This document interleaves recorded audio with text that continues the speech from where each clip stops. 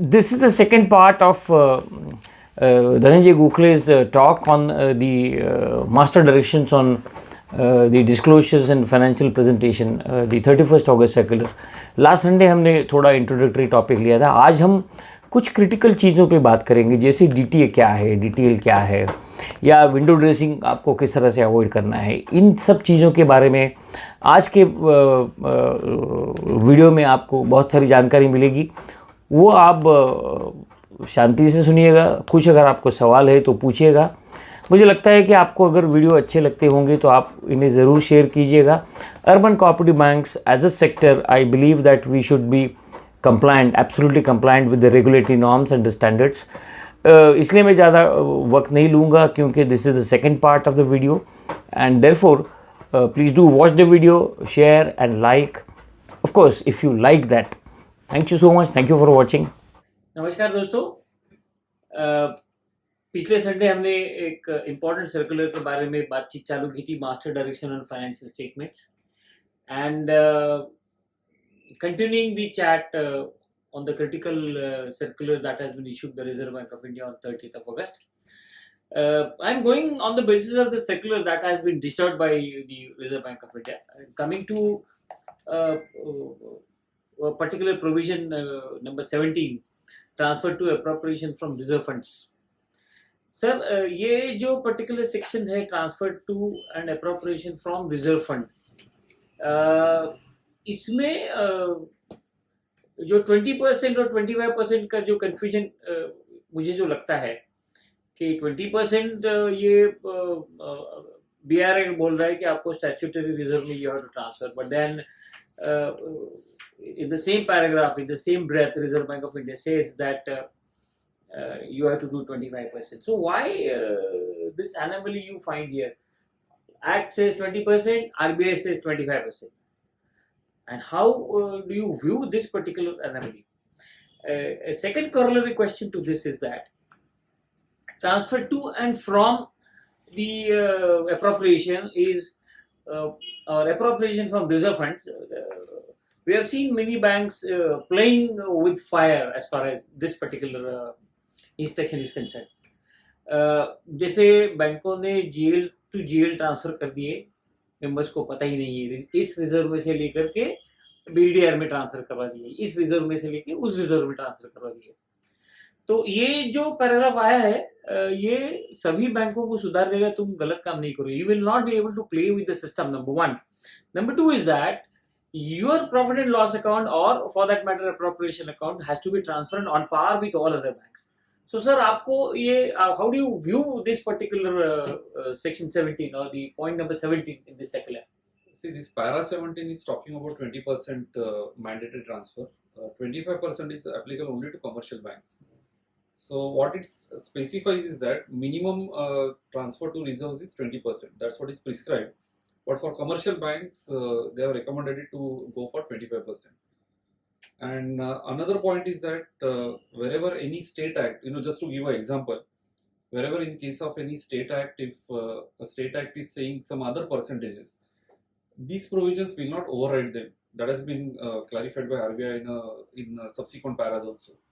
So these provisions will be kind of supplementary to whatever is there in the stipulation. Sir, whatever you are trying to tell me, I'm going to believe that if this circular says that 20% करना है, 20% statutory reserve को करना है जो हम P&L से करते हैं, लेकिन अगर मेरा स्टेट लॉ कहता है कि आपको 25% करना है या फिर you will have to go by 25%. It cannot be 20%. It cannot be 20. Whatever the law that has been said. Suppose the state law is saying 15%, then you have to go by 20%. Correct. So ये confusing लिखने की जरूरत नहीं थी, ऐसा मुझे लगता है. इसके अलावा सर, जो मैंने जो आपको indirectly सवाल जो पूछा, I mean the question which I asked was like this, that people rather the urban cooperative banking people have been touching various reserves freely. इस रिजर्व में से उस रिजर्व में क्या वो कर सकते हैं ऐसा, या आपको क्या मानना है? इसको जोड़ के मुझे और एक सवाल पूछना है जो अप्रोप्रिएशन के बारे में है. वो सवाल ये है कि bad debt doubtful reserve and bad debt doubtful fund, ये दोनों अलग अलग चीजें हैं. प्रैक्टिस ये कहती है कि bad debt doubtful reserve constitutes the provision on NPA which is debited to profit and loss account before arriving at profit, and the bad debt provision that you make from appropriation is considered to be a BDDF. मैंने ये clarification reserve bank की तरफ से कहीं देखा नहीं है, लेकिन बैंक्स कर रही हैं. I mean banks are doing it. How will you advise the correct position in terms of this particular clause?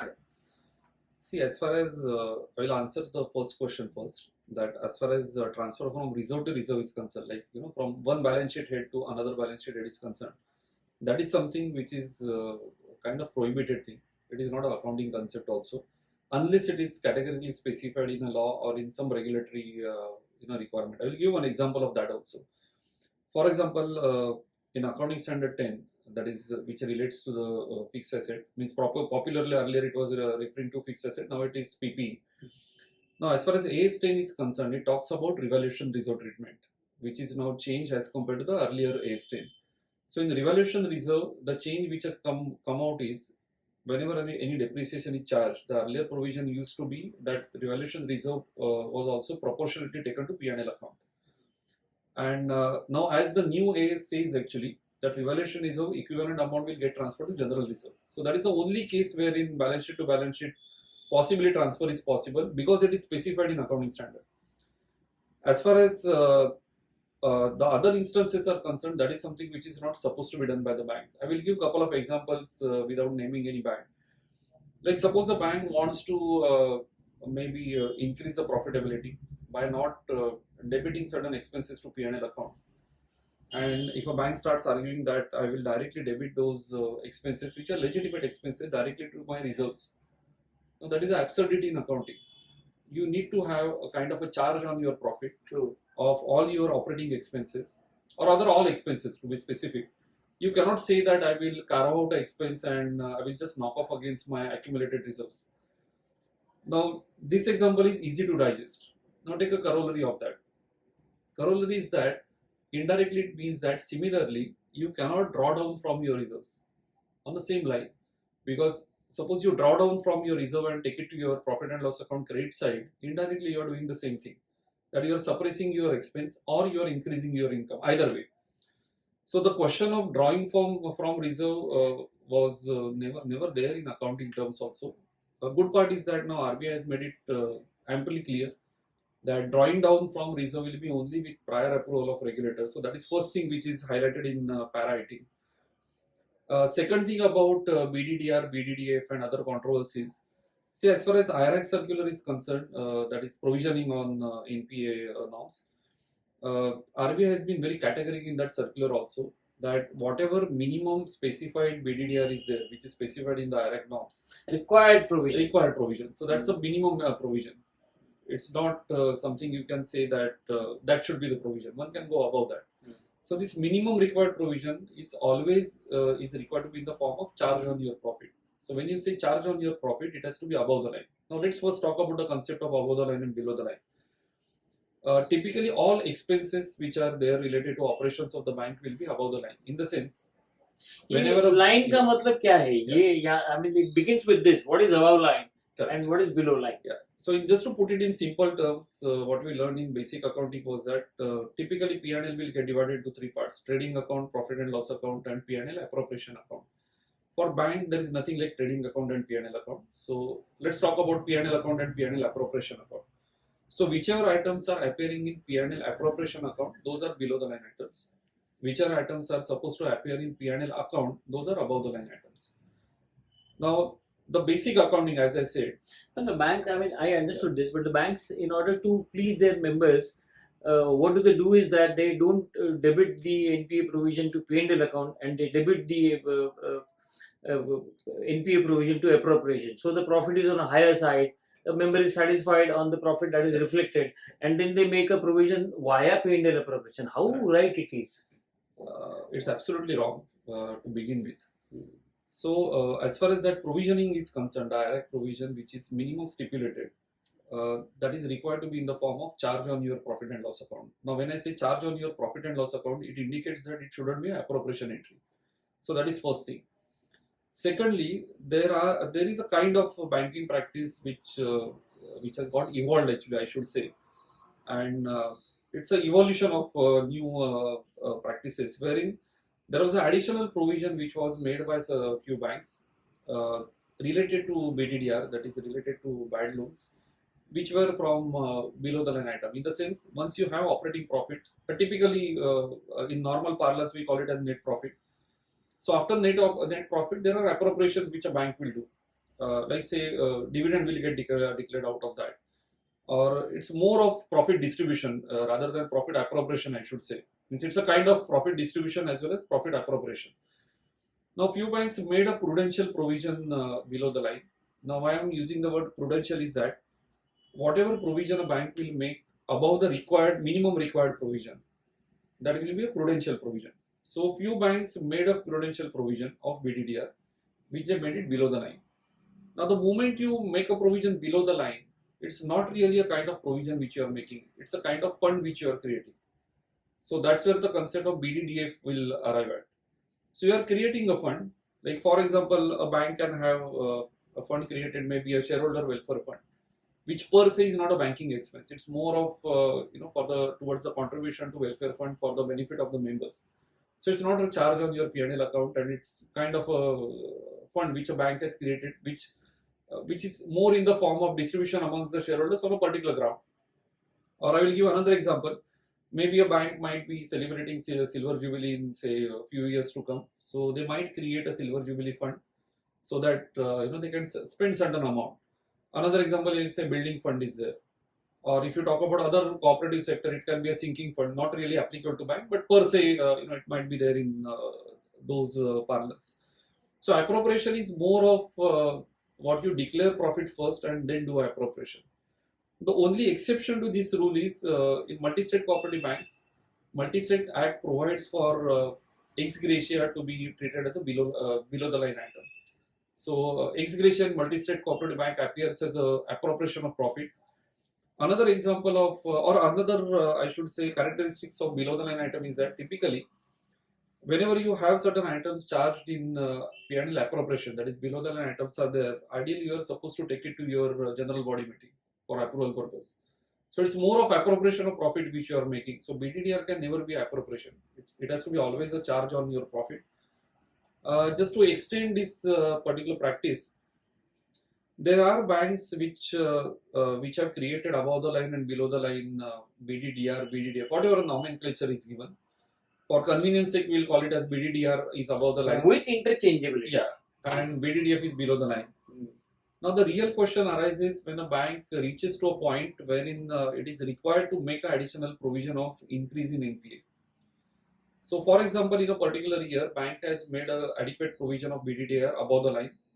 It created some hypothetically additional kind of floating provision, I should say. It's not really a floating provision, but floating fund, I should say, that the bank creates below the line. In the next year, suppose there is a sudden rise in your NPA, bank's NPA accounts, it is not supposed to take shelter of that BDDF which it has created below the line because it is not charged on profit and loss account. So आपको RBI का permission लेके you can transfer BDDF का पैसा भी BDDR में लाने But के it's लिए. not that straight. RBI will give you permission to draw down from BDDF. So firstly, it has to be draw down from BDDF to P&L credit side, and then only Not appropriation. Not appropriation. Sir, इसमें और एक difficult चीज ऐसी है कि the banks which are multi-state are in a position to understand what he's talking about. But the banks which are in state, for them this P&L appropriation is a new concept. Why it's a new concept? They will arrive at net profit and they will print a P&L distribution in their annual report. They do not prepare P&L appropriation. So this change is going to impact them tremendously.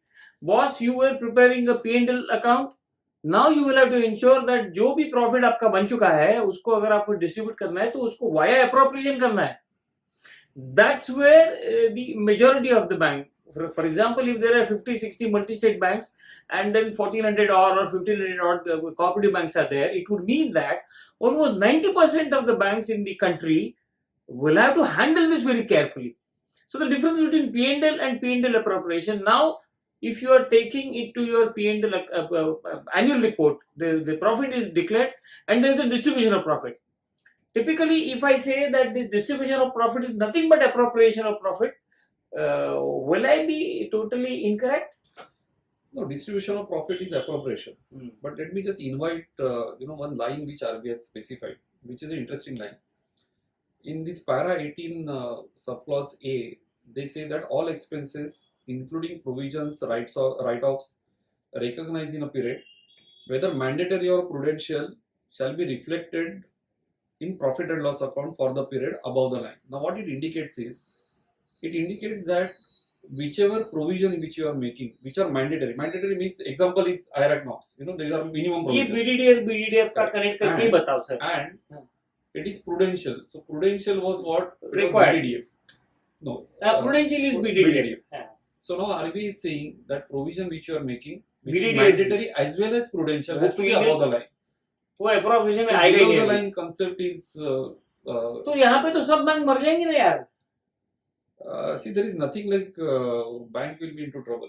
The reason being, this was something which was never accounting concept, because it was a fund which No, was I'll created. I'll tell you what. Why my question, or why this is a boiling point for my viewers, is for the simple reason कि अगर मुझे BDDR करना है जो mandatory है, जिसको हम कहते हैं कि रिक्वायर्ड प्रोविजनिंग करना है, वो BDDR में आ गया. मुझे नेट एनपीए 3% से नीचे लाना है, I have to do an additional BDDR. So what I used to do it via BDDF. इसके लिए एक लॉजिक अर्बन कोऑपरेटिव बैंक्स बनाते थे. क्या बनाते थे कि वो स्टैंडर्ड एसेट का जो प्रोविजन है उसको छोड़ के बाकी जब जो भी आप BDDR की प्रोविजन करते हो उसको आप नेट एनपीए निकालने के लिए कंप्यूट करते हो. उसमें भी डिस्प्यूट था. I mean this is little dicey and controversial. लेकिन वो डिफेंस किस तरह से लेते थे कि जो banks every quarter offset surveillance return जो देते हैं उसमें एक क्लॉज है कि आपकी जितने भी प्रोविजन किसी तरह से भी बनाई हो, कैसे भी बनाई हो, वो आप टोटल एक जगह पे ले लो और नेट एनपीए निकालो. स्टैंडर्ड एसेट और उसका प्रोविजनिंग रिवर्सल वो अलग सब्जेक्ट बाद में देखेंगे हम लोग.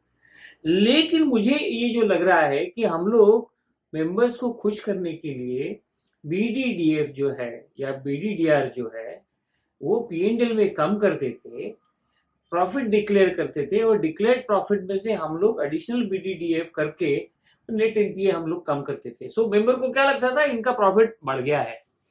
अप्रोप्रिएशन तुम्हारा मेंबर देखता ही नहीं था जब तक आप उसको 15% देते हो. The member is not bothered. Now that will stop. आपको BDDR करना है, मैंडेटरी करना है, प्रूडेंशियल करना है, वो अबव द लाइन, यानी आपको P&L निकालने के पहले. Correct me if I am wrong. I will just add one more point. This subclause B actually, it talks about, of course, after taking regulators' permission, it talks about how that drawdown from reserve is required to be made. Let's take a hypothetical example. That in a particular good year, the bank has made BDDF because it was having sufficient profit. So it declared profit, BDDR was charged to P&L account. Below the line, it created BDDF. In the next year, that's not so good year. So the bank now wants to utilize that BDDF for making a provision of BDDR. So it has a cushion of BDDF. It's a cushion which is made by the bank. Now, since it is made below the line, naturally it's kind of a drawing or drawdown from reserve. Now let's presume that RBI has given you a permission also. That drawdown will be always below the line. So what will happen is BDDF will be drawdown below the line, and ultimately BDDR hit of the next year will be required to be taken by the bank above the line only. So ये जरा mathematical example पे समझाओ, हमारे देखने वालों को समझना चाहिए क्योंकि ये बहुत कॉम्प्लेक्स है. Sir please. We'll take an example. Yeah. So say in year 1, a bank requires a BDDR provision of say 10 crores, and bank is having a profit of say 15 crores. So against 15 crore, bank has made a provision of 10 crore and 5 crore net profit is left out. On a conservative basis, that bank has decided that below the line, the bank will create say BDDF, maybe to the tune of say 2 crores. I'm just taking a hypothetical example. So in appropriation, it creates BDDF of 2 crores. Now in the next year, there is an increment in BDDR provision. So in the first year, it has 10 crores. In the second year, now the requirement is say 12 crores. So 2 crores gap is there. And the profit is not really sufficient for the bank to absorb that 2 crores. Let's presume that the profit is only 1.5 crore. So if a bank makes a provision of 2 crore, it will run into losses of half crore. So the bank now wants to utilize that 2 crores of BDDF, which the bank has created in the first year, but which is a below the line item. Now let's presume that you have got the regulatory permission also to draw down from your funds or reserves, I should say. So if the bank wants to draw down those 2 crores which it has created below the line, firstly it has to go to RBI, take a permission. Presuming that the permission is received, then what the bank is supposed to do is that drawdown will be below the line. So BDDF reversal will be first required to be made below the line. Okay, so your profit of appropriation में आएगा right. वो 1.5 crore profit is still there. Now Hmm. against that 1.5 crore, you are required to make 2 crores provision, which is required provision. So bank has to take that hit above the line only. So your profit will get deteriorated. It will turn into a 0.5 crore loss. Okay, And below the line, against that 0.5 crore of loss, Got there it. will be 2 crore of credit. right. So it's not going to be that easy. Yeah, but secondly, again to repeat, the bank, where all the banks were making the argument that it was a prudential provision which they are making below the line. That was the word which everyone used. That we are going above what was required by IRAC norms.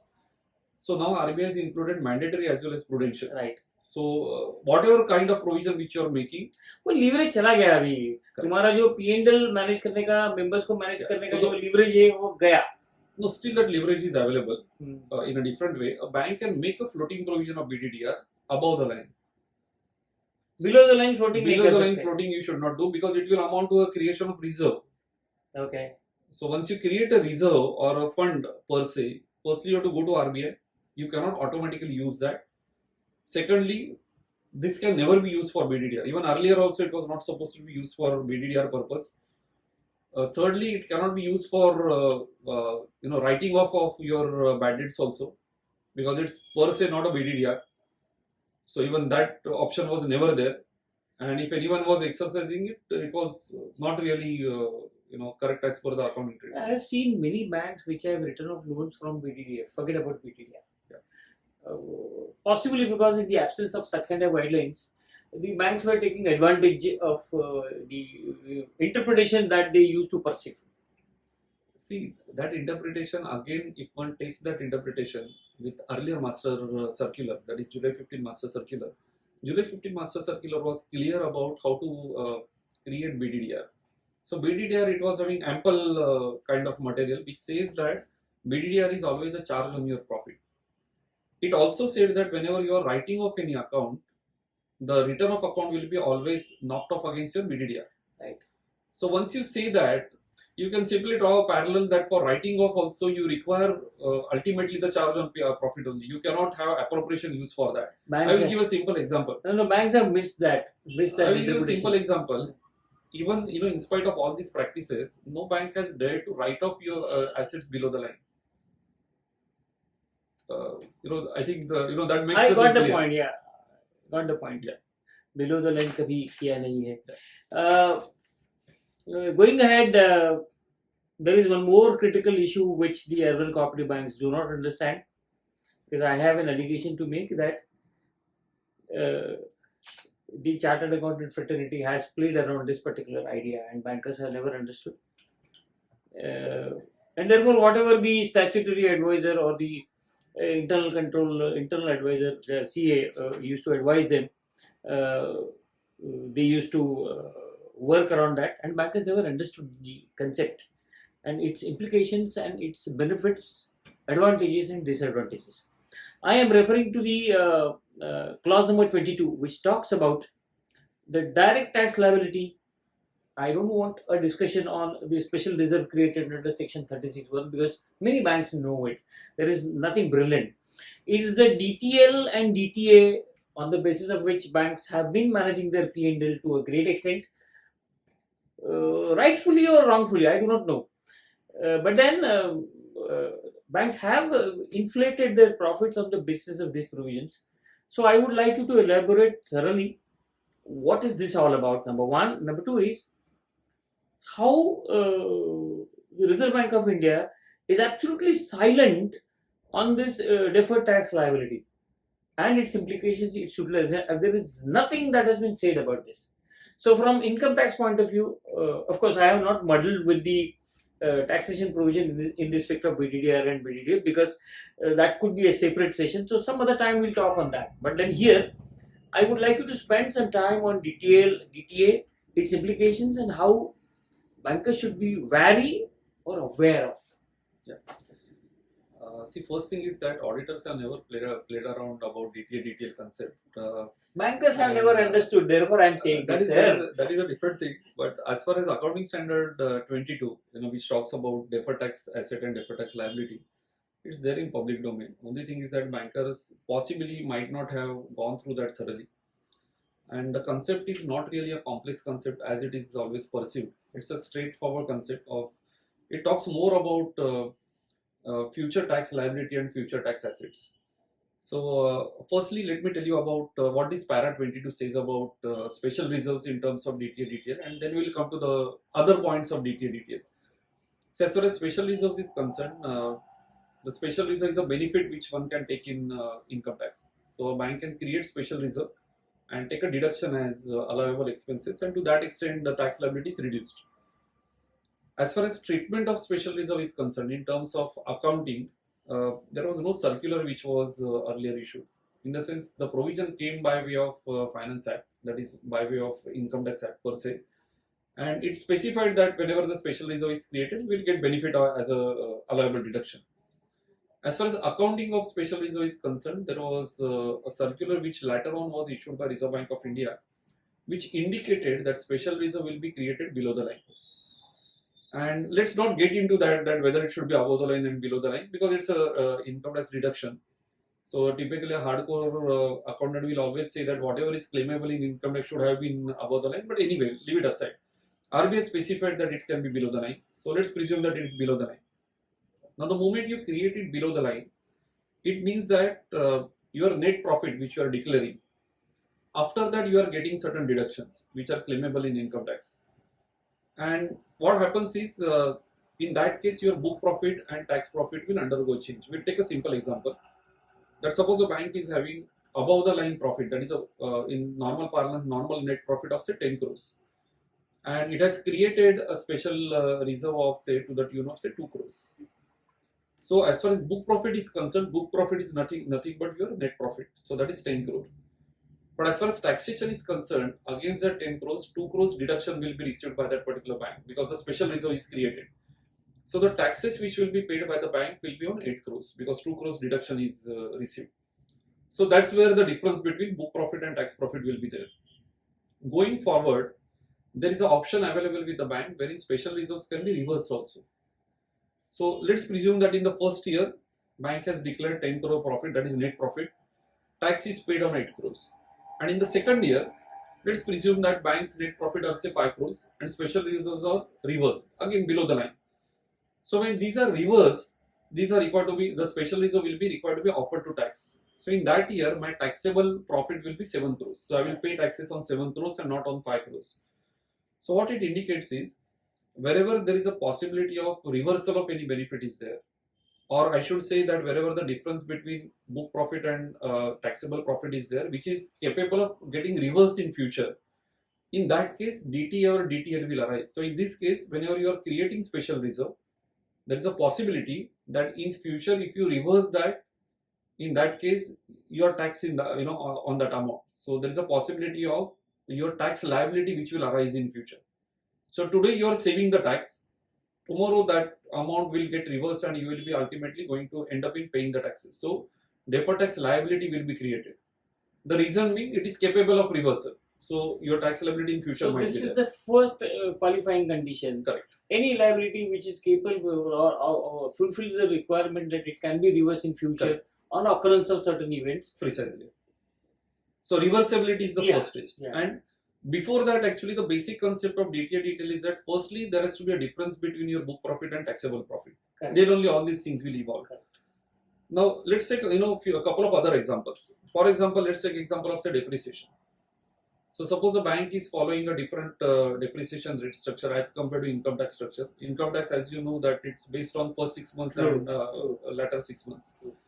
So bank can follow a different practice, which might be a prudent practice, maybe based on the expected age of asset, right. And it can go on days basis that whenever it gets capital put to use concept. So in that case, the depreciation, which is a book depreciation, might not be same as per the income tax depreciation. It can be either way, that you can have a higher level of depreciation rates in your books of account, and you might have a lower rate of depreciation in terms of your tax depreciation rates. So in that case, you're charging your depreciation earlier as compared to taxation. So your book profits will be lower as compared to your tax profits because the depreciation is on the higher side. Now, in the span of in the span of that life of that particular asset, this position will get reversed ultimately. So initially, if you are charging heavy depreciation in your books of account and maybe charging a lesser depreciation in your tax accounting or your taxable profit accounting, later on, maybe say suppose the asset is of say 10 years.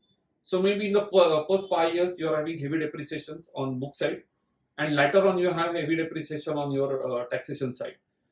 So wherever such circumstances will be there, it will create a deferred tax asset. The reason being, earlier you are claiming lesser depreciation, and later on you are going to claim a higher depreciation rate. So it means that subsequently you are going to save on your taxes. So your subsequent years, your taxable profits are going to be lesser than your book profits. So that's where deferred tax asset will get created. Let me give you another simpler example. Let's presume that a bank has ended up in losses in a particular year. So suppose say 50 crore loss is there for a bank. Subsequent year, these losses will be getting knocked off against your profit. So today you are you are booking your tax losses or even book losses per se, and in subsequent years your taxable profits will get knocked off. So you are getting benefits out of that. So wherever there is a carried forward business loss is there for any bank, it ends up into creating your deferred tax asset because subsequently you are going to earn out of that. True. But there is one condition for that. The accounting standard also specifies that wherever you are creating deferred tax asset, there has to be a certainty of realization because you are creating an asset, a future asset.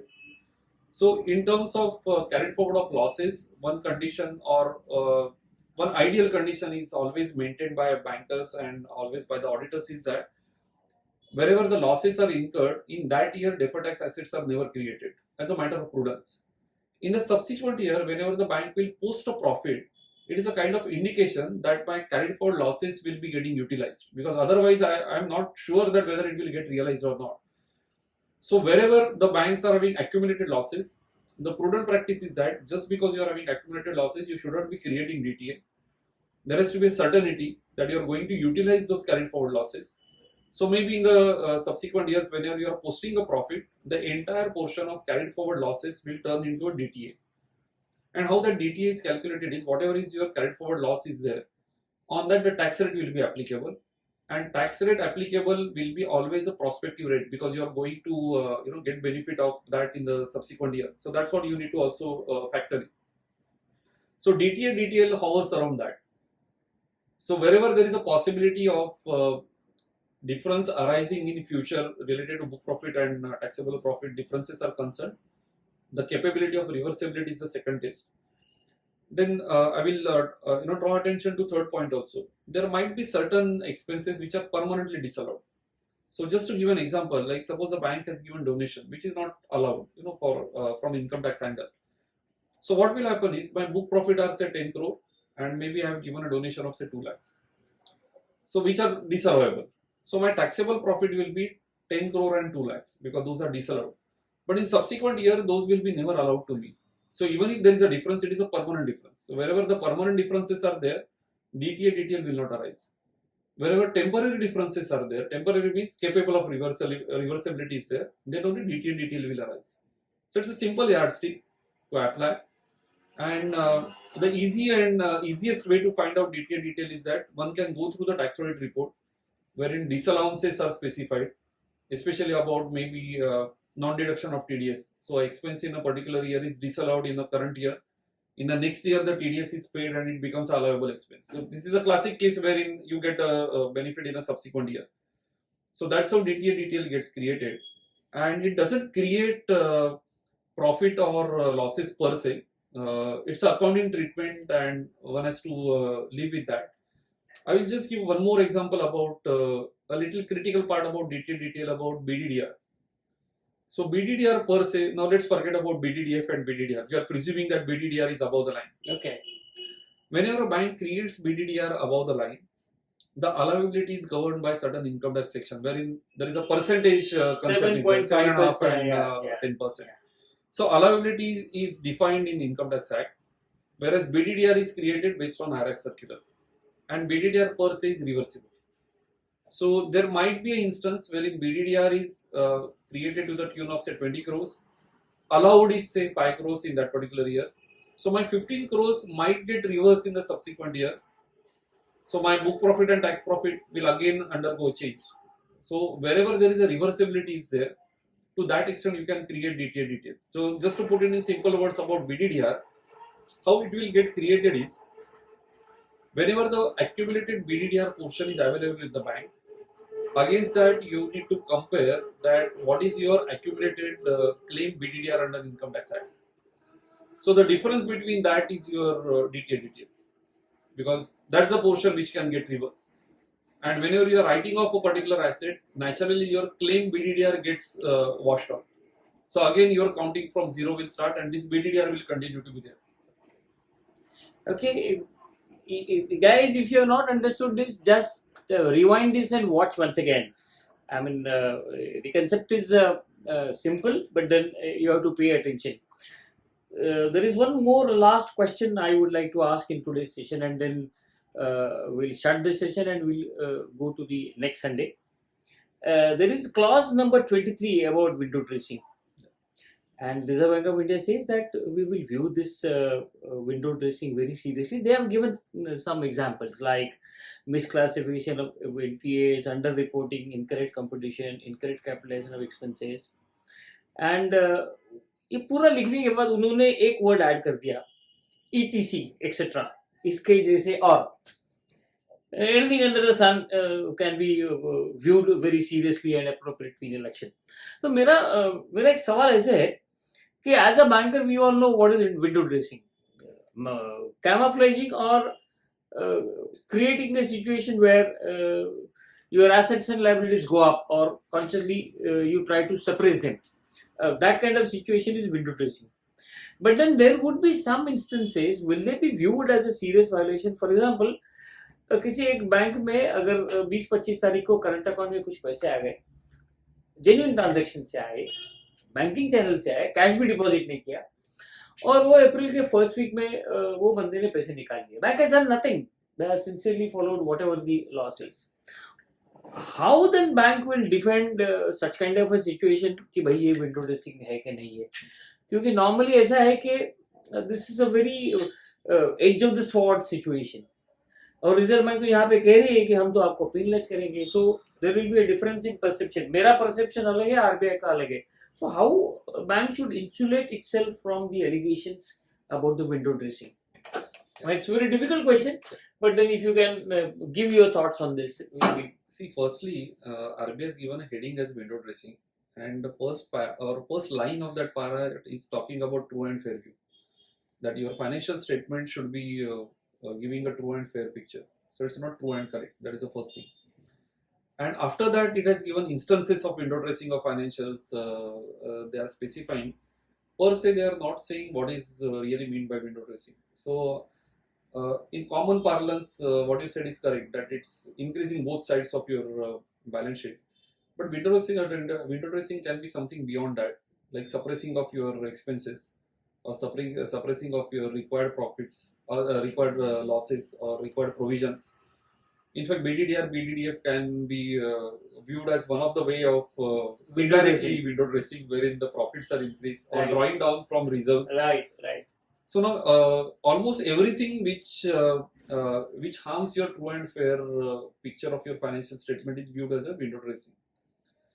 As far as window dressing word is concerned, in commercial banks, LFR, this window dressing was categorically specified as one of the clauses wherein the auditor was supposed to comment as whether he has found out any instances of window dressing. So this is nothing new. Other point is that as far as RBI is concerned, as a regulator, they are supposed to view this as a serious kind of offense. So there is nothing like something which is told by RBI all of a sudden, or there is nothing new. What the banker should take a precaution is that in case of any genuine transaction, the bank should have a capability to prove that it was a genuine transaction. So it needs to have not only documentary evidence, it needs to be able to demonstrate that any entry which is appearing maybe at quarter end or maybe at any cutoff date was out of genuine transaction. And see, there are certain things wherein one can always do a trend analysis of financials, maybe last 1 week or last couple of weeks, I should say. And if one is able to draw inference, there has to be a solid documentation available with the bank to prove that the intention was genuine. How to prove is, it's like banker's prerogative actually. As far as auditor is concerned, the auditor will always ask for the underlying documents, the underlying reasoning for certain things. At times, it might be a case wherein you might not have any instruction received from your customer, and the bank can simply jack up the deposits and the advances. Just to give a simplest example of window dressing is that unutilized limits which are available in CCOD account, those can be used, and maybe short-term FDs can be created. Stop that. And all these things should be avoided actually. Yeah. At the same time, it's very difficult for anyone to prove that whether a particular transaction is window dressing or whether it is otherwise. But the burden of proof will always exclusively lie with the banker. It lies with both actually, auditor as well as the banker. And whenever the regulator is giving such kind of a guideline, he is giving these paras from regulator's perspective, which are neither from operational side nor from auditing angle, because regulator will be viewing every transaction from a different perspective. So it might happen that a banker may not view a particular transaction as a window dressing. The auditor may not also view it as a window dressing kind of a transaction, but a regulator might view that, because it's a third view actually, I should say, that which the regulator can take. So there is nothing like which can be written in black and white as to how to define window dressing. It's more of banking practice and auditing practices which will don't do anything which can put you under कटघरे में खड़े हो गए, ऐसा कुछ मत करो. Exactly. सवाल यही है. And I will just add one more point. RBI is not mentioning evergreening word over here, but that is an implied thing that evergreening is rather more serious offense as compared to window dressing. That is something big four में से एक form तो वो evergreening के लिए ही लटक गई ना, वो IL&FS और इसके बारे में. See, evergreening ये शब्द कहीं नहीं है, या फिर I mean I don't know exactly, I don't recollect that exactly. See, as far as evergreening word is concerned, in simple banking related parlance, it means that suppose there is an NP account and you are trying to save that account, you by granting fresh granting limit. a fresh limit or granting a limit to related party and moving the funds from that new funding or maybe increase in limit. Evergreening means you are trying to avoid account which is falling into it. Just to put it in simple words. That is also that can also be a window dressing. So even though that word is not used, all other things are used, like short provisioning, misclassification of NPAs. ETC में सब आ गया ना sir. Correct. As far as your remarks about evergreening and auditor is concerned, auditor is nowhere concerned about evergreening. The reason being, auditor audits the accounts and he doesn't write down the accounts. So evergreening can never be created by auditor. It can be created by the auditee and not really. Let's not enter into the controversies. Yeah. Thank you so much for watching this video throughout. Next Sunday we will be talking about the part B as applicable to cooperative banks. The video is a little longer, but then it's in your interest. We are trying to present this to you. Even if you do not like it, you can subscribe to my channel. No issues on that. Please do like and share. Thank you for watching.